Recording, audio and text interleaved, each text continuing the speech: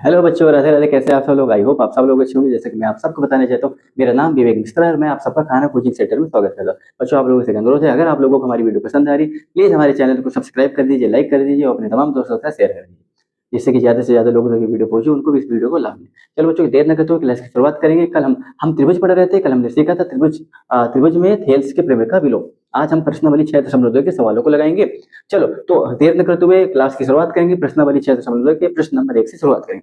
प्रश्न नंबर 1 में क्या दे रखा है आपको, एक बार हम हिंट में समझा दे रहे हैं। कह रहे हैं दो चित्र हैं और दोनों चित्र में एक कंडीशन दे रखी है कि डीई रेखाखंड समांतर बीसी भुजा के, और हमसे कह रहा है कि पहले वाले चित्र में आपको ईसी की लंबाई बताओ तो दूसरे वाले चित्र में आपको एडी की लंबाई बता दो। पहले हम फिगर बनाएंगे फिर आपको समझाएंगे।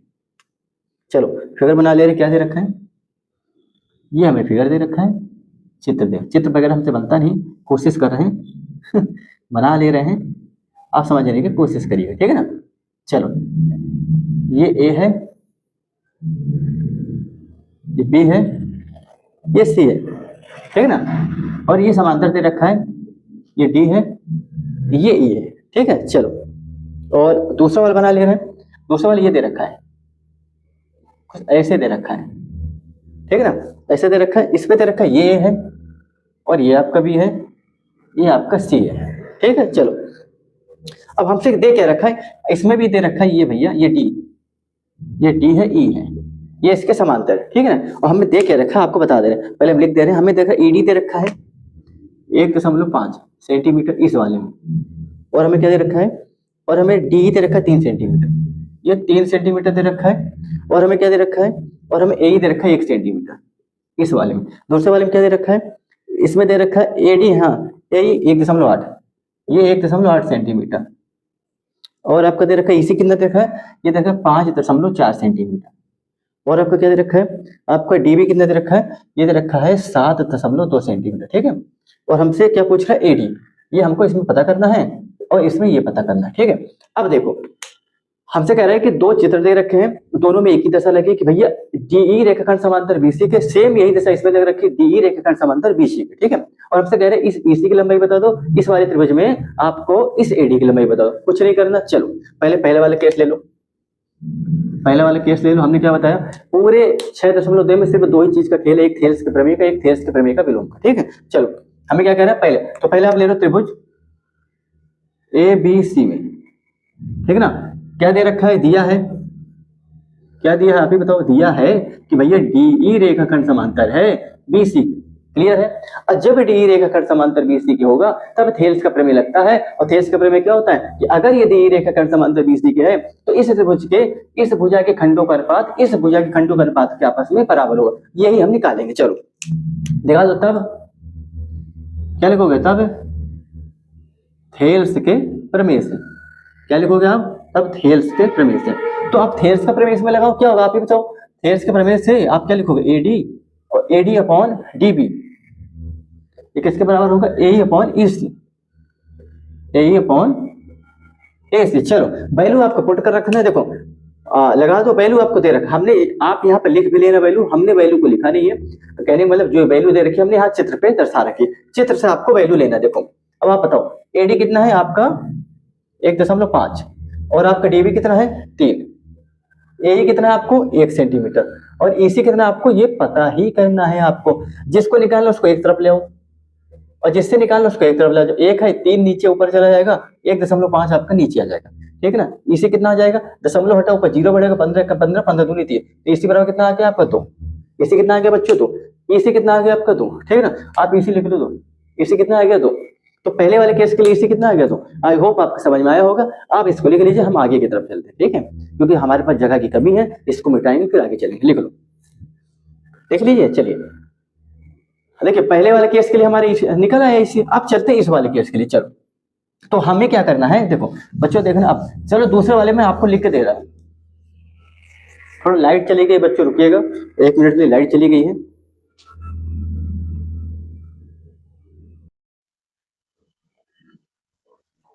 चलो बच्चों, क्लास को आगे शुरुआत करते हैं। लाइट चली गई थी इसलिए वीडियो को थोड़ा रोकना पड़ा, लाइट आ गई, आगे से शुरुआत करेंगे, ठीक है। चलो, पहला वाला केस हमने आपको बता दिया था। अब दूसरे वाले केस की तरफ चलते हैं। दूसरा वाला केस क्या दे रखा है, इसमें आपको क्या निकालना है, इसका आपको एडी निकालना है, ठीक है ना। चलो पहले आप लिख लो, लिख लेंगे तो आपके लिए ज्यादा आसान होगा। आप ही बताओ ए, हाँ दूसरे वाले केस के लिए आपको क्या दे रखा है, ए कितना दे रखा है, यहाँ लिख लो, ए कितना दे रखा है, ए आपको दे रखा है 1.8 सेंटीमीटर, ठीक ना। और आपका और क्या दे रखा है, आपको डीबी दे रखा है, डीबी कितना दे रखा है, ये दिखा है 7.2 सेंटीमीटर। और आपका ईसी कितना दे रखा है, ईसी दे रखा है आपको 5.4 सेंटीमीटर। आपसे पूछा क्या, एडी पूछा है, मतलब एडी आपसे ये पूछा है, ठीक है ना। ये आपको तीनों दे रखा है। इसमें भी आप क्या लगाओगे, इसमें भी थेल्स का प्रमेय लगा दो, देखो लगा दो। अब इस वाले में क्या होगा, थेल्स के प्रमेय से क्या लिखोगे, थेल्स के प्रमेय से। बस थोड़ा लाइट चली गई इतने, इससे वीडियो रोकना पड़ गया। क्या हो जाएगा एडी, और क्या हो जाएगा डीबी, और क्या हो जाएगा ये एई, क्या हो जाएगा ईसी, ठीक है ना। चलो एडी हमें निकालना है, पता नहीं है। डीबी हमें कितना दे रखा है, 7.2 दे रखा है। ए हमें कितना दे रखा है, 1.8 दे रखा है। देखो ईसी कितना दे रखा है, अभी बताओ, ईसी दे रखा है 5.4 दे रखा है। जो निकालना है उसको एक तरफ रखो, जिससे निकालना है उसको एक तरफ ले जाओ। तो आप एडी को इधर रहने दीजिए, ध्यान दीजिएगा। हम यहाँ बताते रहे, तो 1.8 और 7.2 आपको ऊपर है गया, 5.4 नीचे आया। दशमलव से दशमलव कर देगा, 18 1 18, 18 3 54। 7 तो कितना है, देखो यहाँ हम आपको हल कर दे रहे हैं, समझ जाइएगा कितना दे रखा है। 1 मिनट यहाँ देख लीजिएगा कितना दे रखा है, 7.2/3, ठीक ना।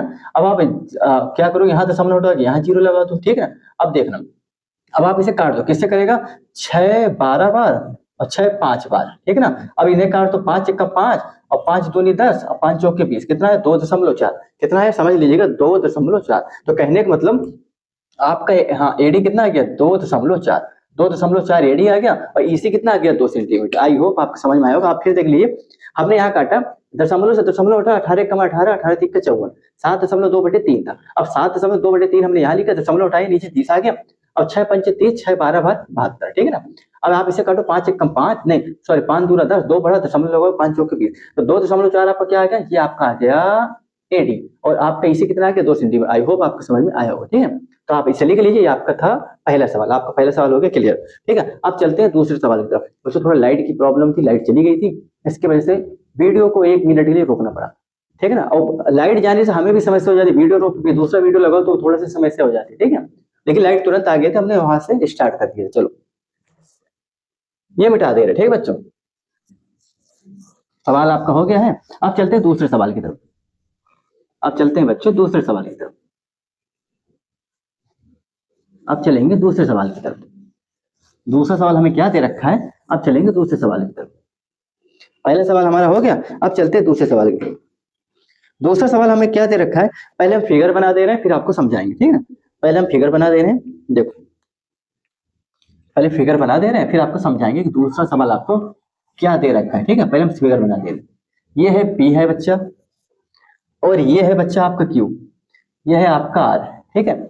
इसमें भी एक रेखा दे रखी है आपको ऐसे, इसका नाम है ई और इसका नाम है एफ, ठीक है ना। और हमसे क्या कह रहा है, अब हम आपको सवाल समझाने की कोशिश करेंगे। हमसे कह रहा है कि किसी त्रिभुज पी क्यू आर की भुजा पी क्यू और पी आर पर क्रमशः, क्रमशः मतलब क्रम से, पहले हमने पी क्यू का नाम लिया तो पहले बारी पी क्यू की आएगी, क्रमशः बिंदु ई, इसलिए बिंदु ई हमने यहाँ पर दर्शाया, और इसके बाद बिंदु एफ स्थित है, इनको हमने मिलाया तो एक रेखा बन गई। अब हमसे क्या कह रहा है कि निम्नलिखित में से प्रत्येक स्थिति के लिए बताइए क्या ईपी समांतर क्यू आर है। हमसे पूछ रहा है क्या ईपी समांतर क्यू आर है, ये हमसे पूछ रहा है, ठीक है ना। ये हमसे पूछ रहा है क्या ईपी समांतर क्यू आर है। अब निम्नलिखित स्थिति के लिए, निम्नलिखित स्थिति कौन से हम यहाँ पर लिख दे रहे हैं, देखो हमें मान दे रखे हैं कुछ, वो हम लिख दे रहे हैं। पहले तो पहला केस क्या दे रखा है, देखिए पहला केस क्या दे रखा है, फिर अभी आप सवाल को एक बार और समझा देंगे। पहला केस दे रखा है पी बराबर 3.9 सेंटीमीटर, पीई बराबर दे रखा है 3.9 सेंटीमीटर, ठीक है। और आपका दे रखा है EQ बराबर 3 सेंटीमीटर, EQ बराबर 3 सेंटीमीटर, इसे इधर कर दो, ठीक है। और क्या दे रखा है PF बराबर 3.6 सेंटीमीटर, PF बराबर 3.6 सेंटीमीटर, और ER बराबर 2.4 सेंटीमीटर, ER बराबर 2.4 सेंटीमीटर, ठीक है। ये हो गया पहला केस। चलो EQ EQ EQ, PE दे रखा है इतना, EQ दे रखा है आपका इतना, PF दे रखा है आपका इतना, और हा पी आर नहीं है बच्चा, ये एफ आर है। गलती हो गई, गलती हो गई, इसे देखना, ये एफ है क्योंकि ये एफ आर है ना। चलो अब दूसरा केस देख लो, आपको पहले लिख दे रहे फिर आपको समझा देंगे, ठीक है ना। दूसरा केस क्या दे रखा है, देखो दूसरा केस कभी लिख रहे थे कि ई बराबर 4 सेंटीमीटर, ई बराबर 4 सेंटीमीटर, और क्यू ई बराबर, क्यू ई बराबर दे रखा है आपका 4.5 सेंटीमीटर, ये दे रखा है। ये आप जीरो मत समझ लिए ना, इस अलग लिख दें, 5.7 सेंटीमीटर। और दे रखा है पी एफ बराबर 8 सेंटीमीटर, पी एफ बराबर 8 सेंटीमीटर, देखो 8 अलग है, ठीक है ना, सेंटीमीटर अलग है। और आर एफ बराबर 9 सेंटीमीटर, आर एफ बराबर 9 सेंटीमीटर, ठीक है। अब तीसरा केस लिख ले रहे हैं, तीनों के एक साथ लिख लेंगे फिर से हल करने में आसान हो जाएगा। तीसरा केस लिख, तीसरा केस क्या दे रखा है कि पी क्यू बराबर 1.8 सेंटीमीटर, पी क्यू बराबर 1.28 सेंटीमीटर, और पी आर बराबर 2.56 सेंटीमीटर, पी आर बराबर 2.56 सेंटीमीटर, और पीई बराबर 0.18 सेंटीमीटर, पी बराबर 0.18 सेंटीमीटर, और पी एफ बराबर 0.36 सेंटीमीटर, ये आपको दे रखा है, ठीक है ना। चलो अब देखो हम सवाल को समझाएंगे, एक बार आप इसे और समझ लीजिए। हमसे क्या कह रहा है कि पी क्यू आर एक त्रिभुज है, और हमसे कह रहा है हाँ पी क्यू आर त्रिभुज की भुजाएं पी क्यू और पी आर पर क्रमशः ई और एफ बिंदु स्थित है, ठीक है ना। ई और एफ बिंदु स्थित, हमने इनको मिला दिया। हमसे कह रहा है कि निम्नलिखित स्थिति के लिए, ये जो स्थितियां दे रखी, कंडीशन दे रखी है, इनके लिए आप हमें ये बताओ क्या ईपी समान, हाँ सॉरी मैं फिर गलत लिख दिया यहाँ पर, ये ईपी नहीं बच्चा, देखो ये है ईएफ, इसकी बात हो रही है ना। हमने ईपी ये नीचे दिख रहा था, हमने ये लिख दिया, ठीक है ना।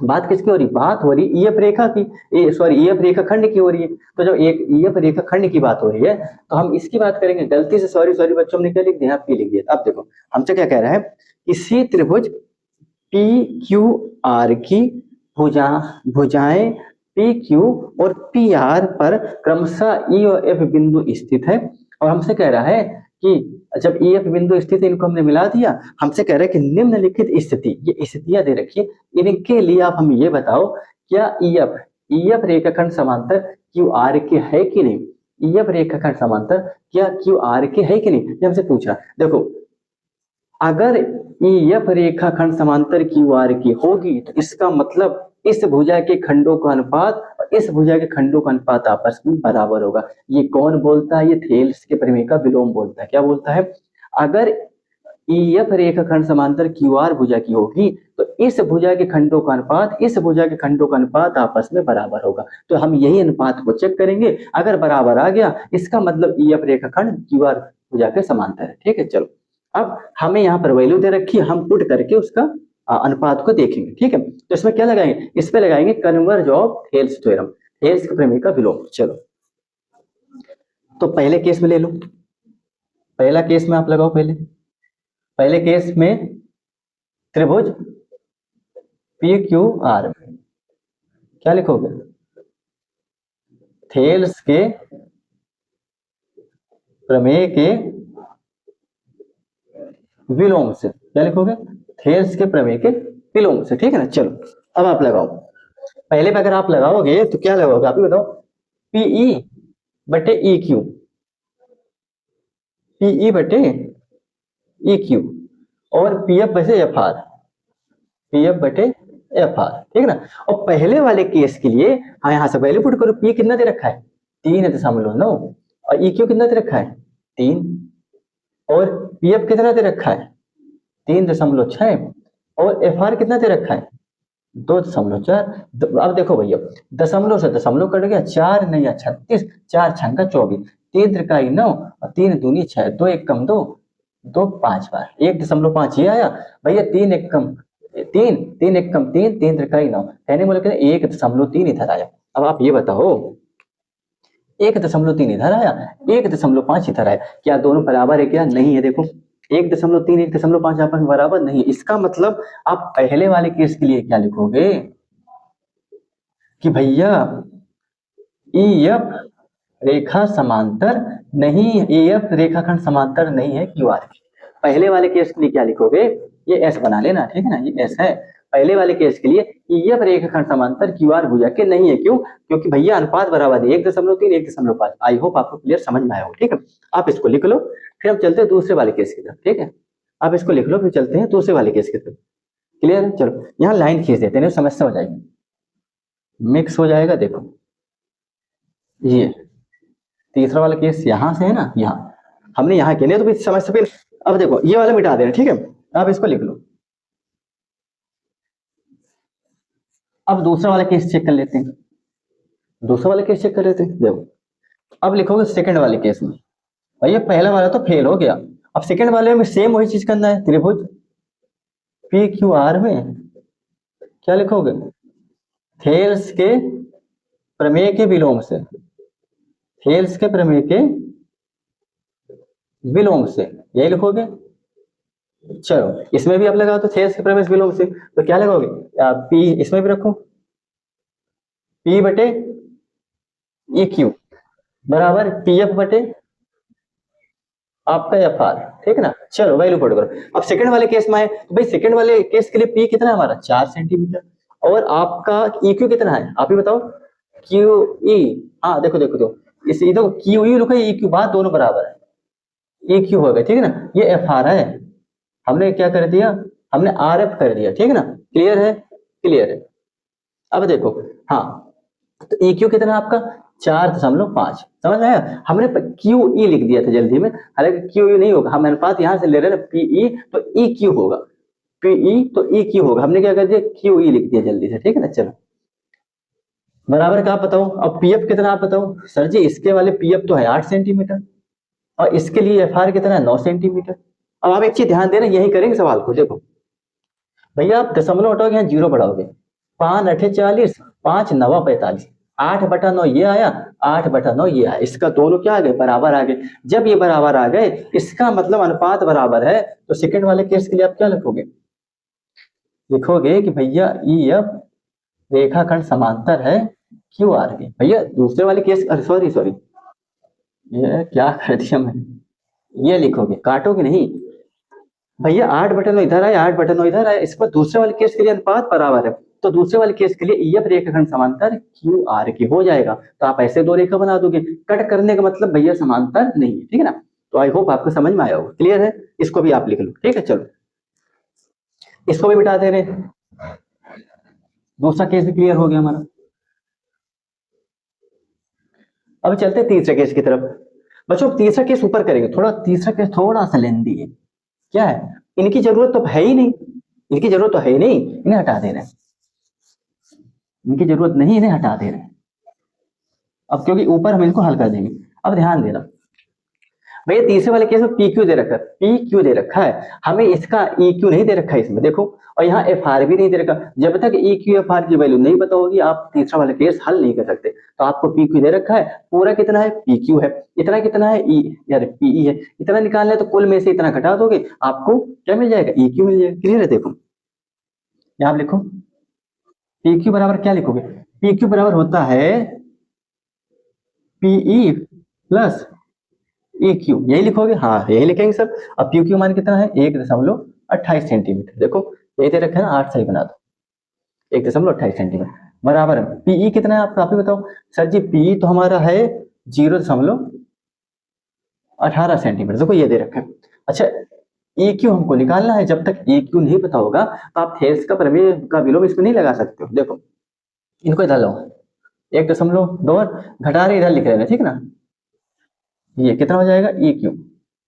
अब आप देखो 8 में 8 गया 0, 2 में से गया 1.10, तो कहने वाले ई क्यू कितना आ गया आपका, ये हो गया 1.10 सेंटीमीटर। क्लियर है? हाँ क्लियर है सर। चलो अब हम किसको निकालेंगे, अब हम निकालने देंगे एफ आर भी नहीं पता, एफ आर निकाल लेते चलो। एफ आर तो आप इसमें निकालो, पी आर क्या होगा आप भी बताओ, यहाँ कर दे रहे हैं देखो, पी आर बराबर आप निकालोगे हो जाएगा पी एफ और प्लस का एफ आर, यही होगा। हाँ सर यही हो, देखो पी आर आपको दे रखा है कितना, देखो पी आर दे रखा है 2.56, और पीएफ कितना दे रखा है, पीएफ आपको दे रखा है 0.36, ये दे रखा है। एफ आर कितना दे रखा है, यही तो हमको निकालना है।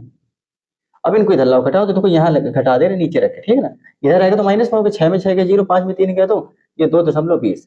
तो कहने का मतलब आपका एफ आर कितना आ गया, यह आ गया 2.20 सेंटीमीटर। क्लियर है। अब हमें वैल्यू पुट होगी, अब आप यहाँ रख दोगे आपको मान आएगा। देखो अब आप यहाँ रखो तो आपको वैल्यू पता लग जाएगी। अब ध्यान देना यहाँ भाई, ई क्यू एफ आर पता लग गया। अब आप तीसरे वाले में भी क्या लगाओगे, थेल्स के प्रमेय के विलोम से, थेल्स के प्रमेय के विलोम से इस पे भी लगा दो। चलो भैया तीसरे वाले केस ये था ना, अब इस पे भी लगा दो। पीई, पीई बटे, ध्यान देना आप, ई क्यू किसका हो जाएगा, पी एफ बटे एफ आर। क्लियर है, क्लियर है ना। चलो अब समझ आओ, वैल्यू पुट करो। पी कितना है 0.18, 0.18, ध्यान देना बच्चों, ठीक है। और ई क्यू कितना है 1.10, 1.10 बराबर के। पी एफ कितना है यहाँ देखो 0.36, और एफ आर कितना है देखो 2.20। ठीक है, क्लियर। अब आप एक चीज ध्यान देना, ये चीज हम यहाँ करें, ध्यान देना यहाँ पर भैया, दशमलव दशमलव यहाँ कटा, दशमलव से दशमलव यहाँ कटा। क्लियर है, हाँ बिल्कुल क्लियर है।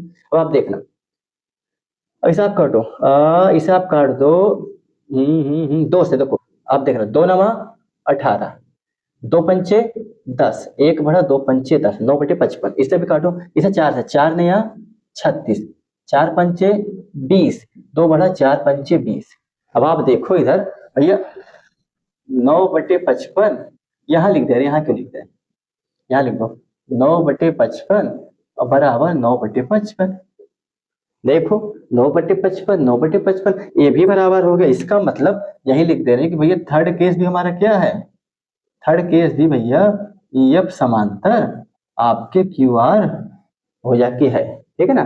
देखो इसका हमें सवाल नंबर 2 से ये सीखने को मिला, 3 केस में खाली पहला वाला केस आपके समांतर नहीं था, बाकी के 2 केस आपके समांतर थे। ठीक है ना। आई होप आपको समझ में आया होगा। आज के लिए इतना ही बच्चों, कल फिर मिलेंगे आपसे इसी टाइम आगे के सवाल के साथ। ठीक है। प्रश्न नंबर 2 कुल 2, हाँ प्रश्न वाली 6.2 के आपके हमने 2 सवाल करा दी। प्रश्न नंबर 1, प्रश्न नंबर 2, प्रश्न नंबर 3 के सवाल कल हम कराएंगे और कल इसी समय मिलेंगे प्रश्न नंबर 3 के सवाल के साथ। तब तक के लिए जय श्री कृष्णा, राधे राधे।